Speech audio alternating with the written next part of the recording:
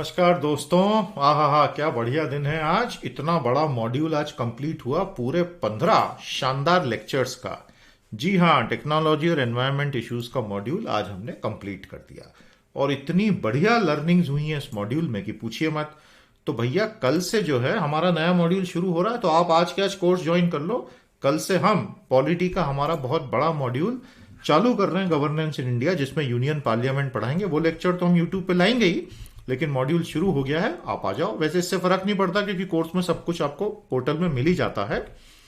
अभी तक ज्वाइन नहीं किया है तो आज बिल्कुल सही समय है। इमीडिएटली टीम से बात करें, लिंक हमने दी हुई है, एनरोल करें और अपनी पढ़ाई स्टार्ट करें। कल हम आपको फुल लेक्चर भी देंगे। ये भीम का मॉड्यूल हो गया कंप्लीट। अरे बड़ा सेटिस्फेक्शन मिला मेरे को आज, क्योंकि आज का लेक्चर तो बहुत ही शानदार था। ये सारा सिलेबस का पोर्शन इज नाउ कंप्लीटेड।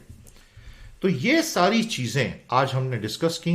बहुत सारा top quality reading material students को दिया जाता है। जो चीजें क्लास में पढ़ाने की जरूरी है, आज की क्लास हमारी 2.5 घंटे चली, उसमें सब पढ़ाया और बाकी उनको स्पेसिफिक इंडिकेटर्स कि भाई ये आपकी रिसर्च में खुद का करना है।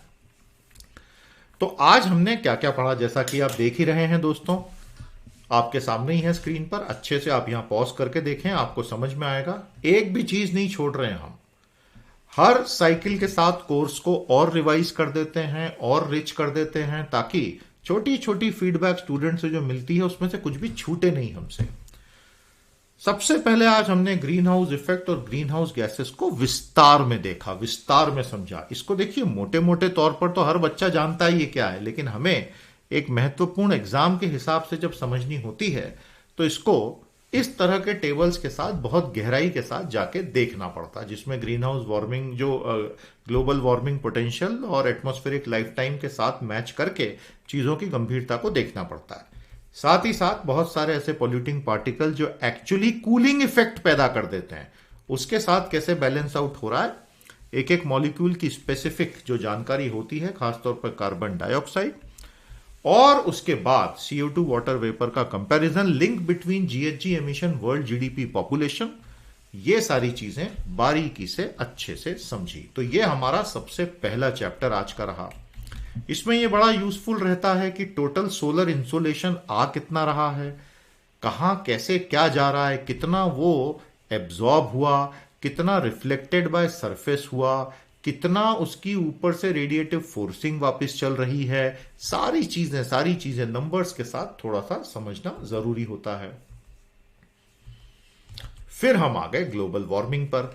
जब ग्लोबल वार्मिंग की बात होती है तो इस तरह के बेहद खूबसूरत चार्ट्स में हमें यह समझना पड़ता है कि ग्लोबल वार्मिंग किस वजह से हुई, उसके प्राइमरी क्या क्या इफेक्ट हुए और सेकेंडरी क्या क्या इफेक्ट हुए, और वहां से फीडबैक लूप कैसे बना। तो वो एक सिंगल चार्ट में हमने सब कुछ कवर किया। अलग अलग इंडस्ट्रीज का बहुत ही ड्रामेटिक असर। India is one of the leading exporters of beef. तो भारत को अगर ग्रीन हाउस गैस एमिशन रोकनी है तो अपनी बीफ की इंडस्ट्रीज बंद कर देनी चाहिए, क्योंकि वहां से मैक्सिमम आप GHG का पर यूनिट देख रहे हैं एमिशन कितना होता है, and India is one of the largest exporters. उसके अलावा द शेयर इनइक्वालिटी, जितने दुनिया के टॉप 1% अमीर हैं उनका पर कैपिटा टोटल एमिशन बाकी लोगों से कहीं ज्यादा है, क्योंकि हर किसी के पास अपने प्राइवेट जेट्स हैं जिसमें वो चलते हैं। तो कहानी खत्म हो जाती है वहां पर। एयर ट्रैवल से जो निकलता है GHG का पूरा इंपैक्ट, वो तो अतुलनीय है। उसके बाद कुछ टेक्निकल एक्स्ट्रा रीडिंग मटेरियल भी दिया अर्थ सिस्टम साइंस में, जिसमें हमने बहुत अच्छे से फोर्सिंग, फीडबैक और टिपिंग पॉइंट, ये तीनों चीजों पर अच्छा डिटेल रीडिंग मटेरियल दिया, जिसपे एग्जाम में सवाल बने हैं। इसी साल एक बना था कि बादल अगर ऊंचाई पर हैं और बादल अगर कम हाइट पर हैं तो किनका क्या प्रभाव होता है। वो सब इसके अंदर आज हमने बहुत बढ़िया से कवर कर लिया। एमिशंस की कटिंग से तापमान तुरंत नहीं गिरेगा, यह समझने के लिए फ्लो और स्टॉक के बीच का अंतर समझना जरूरी होता है। It is just like annual deficit and total date. तो वो सारा चार्ट्स के माध्यम से अच्छे से बच्चों को पढ़ाया। क्लाइमेट इक्विटी और किस प्रकार दुनिया में अभी तक पिछले 250 या 270 सालों में किसने कितना बिलियन टन उत्सर्जन किया, ये मतलब एक्चुअल नंबर्स हैं। इसमें बहुत साफ हो जाता है कि common but differentiated responsibilities is the only way forward. उसके बिना तो ये बात बनने ही नहीं वाली है। आर्टिक आइस मेल्ट और उससे कैसे एक रीइंफोर्समेंट होता है, कैसे नॉर्थ पोल पर एक नया शिपिंग रूट खुलने से चाइना और रशिया खुश हो रहे हैं, जबकि वो एक डेथ सेंटेंस होगा पृथ्वी के लिए एक तरह से, और कैसे run away green house effect Venus पर आया और शुक्र ग्रह पूरी तरह से बर्बाद हो गया। पृथ्वी पर नहीं आया है और पृथ्वी पर अगले करोड़ों सालों तक रनअवे ग्रीन हाउस इफेक्ट नहीं आ पाएगा। Humans can create amplified greenhouse effect, we can not create runaway, उतनी हमारी ताकत नहीं है। तो मार्स किस वजह से कोलैप्स हुआ वो हमने आपको पिछले लेक्चर में बताया था। वीनस किस वजह से हुआ, 450 डिग्री का तापमान है तो निश्चित रूप से नर्क है। तो हमें बताइएगा कमेंट थ्रेड में मार्स और वीनस के बीच का बेसिक अंतर क्या है। अर्थ ओवरशूट डे बड़ा महत्वपूर्ण कॉन्सेप्ट। फिर उसके बाद बहुत बड़ा टॉपिक कोरल डिग्रेडेशन। आप सभी जानते ही हैं कि जो इनवर्टिब्रेट जी पॉलिप्स बना के कोरल बनाते हैं, किस प्रकार से क्लाइमेट चेंज से कोरल ब्लीचिंग यानी प्रवाल विरंजन जो हो रहा है वो कितना खतरनाक तरीके से हो रहा है, इसके ऊपर सवाल लगातार बन रहे हैं एग्जाम्स में। उसके बाद heat wave, heat island, heat domes और urban islands, urban heat island और मियावाकी मेथड, किस प्रकार से शहरों में आप फटाफट वन उगा सकते हैं, मियावाकी मेथड जो उसको कहते हैं, वो पूरा अच्छे से कवर किया। बहुत प्यारे प्यारे इसके अंदर कस्टमाइज डायग्राम्स वगैरह भी हम यूज करते हैं। प्यारे दोस्तों, उसके बाद हम आगे बढ़े और हमने फिर जितने भी अमेजन से संबंधित, वर्षावन से संबंधित जो वहां पर डिग्रेडेशन हुआ है, और फाइनली हमारा सबसे major section climate conventions and treaties हमने शुरू किया।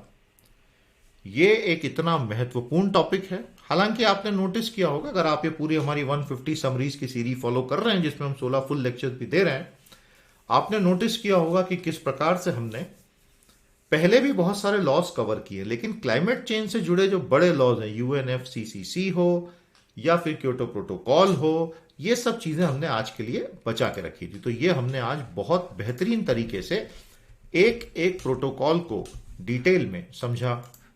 तो UNFCCC की जो कहानी है ना, बड़ी मजेदार कहानी है।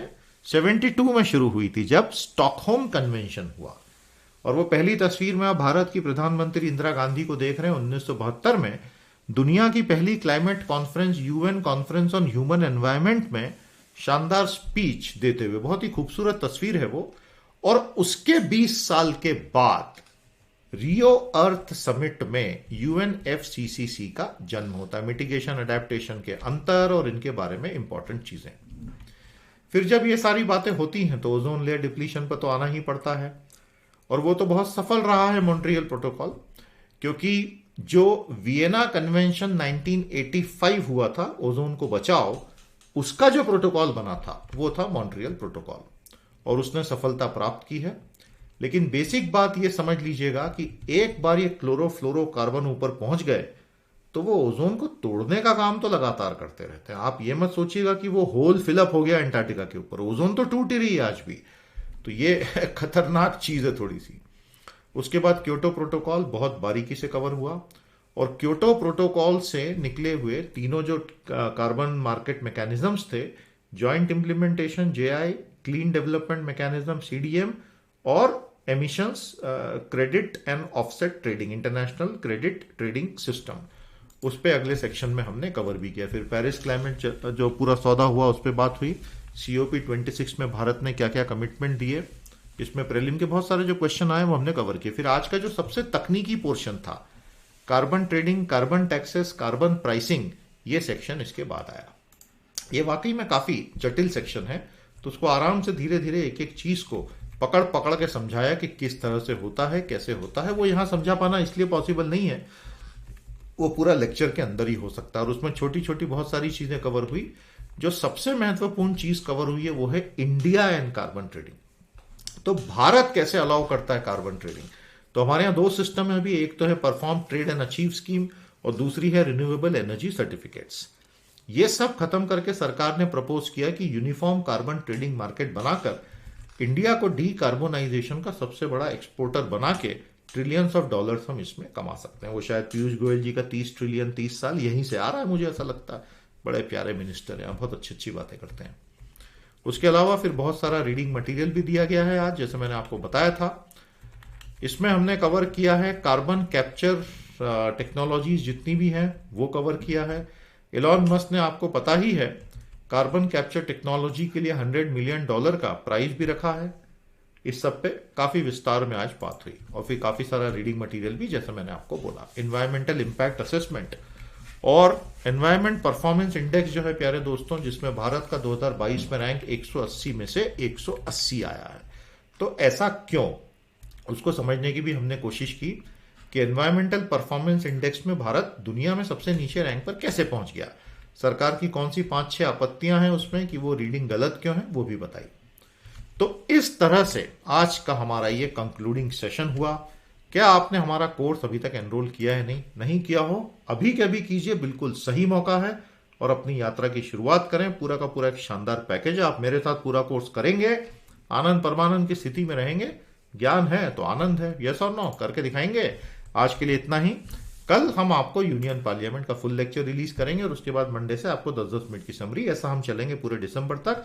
150 का ये कमिटमेंट है, वो हम पूरा करेंगे। नमस्कार, जय हिंद।